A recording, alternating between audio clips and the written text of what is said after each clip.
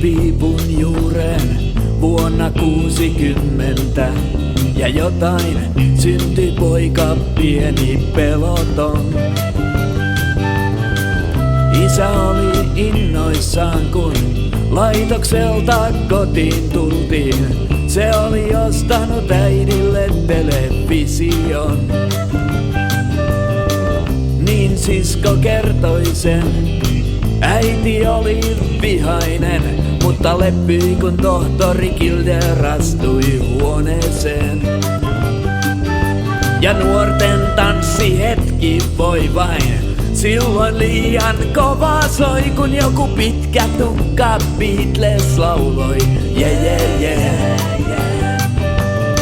Äiti äidin roolissaan, sievästä pienestä kodistaan, ei saanut tehtaan hajua pois, vaikka siivosi niin.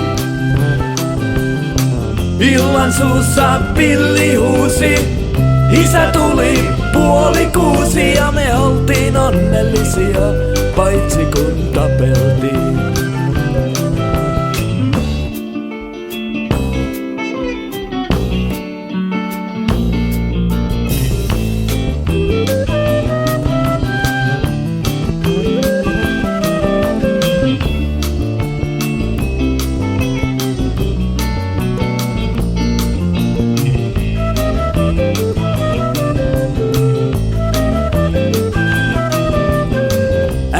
Hassun Marinekon taskut tutkittiin, sieltä saattoi löytyä keksi tai karkki, kuka ties. 9 lapset hiljaa uutisia katsottiin ja me luultiin, että Kekkonen on kiltti mies. Äiti äidin roolissaan, sievästä pienestä kodistaan, ei saanut tehtaan hajua pois, vaikka siivosi niin.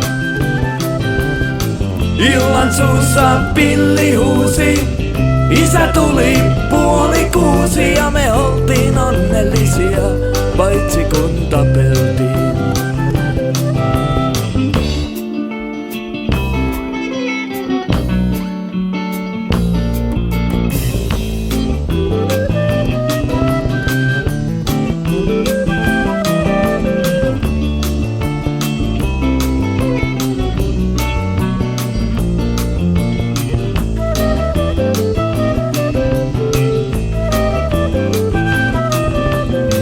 Äiti äidin roolissaan, sievästä pienestä kodistaan, ei saanut tehtaan hajua pois, vaikka siivosi niin.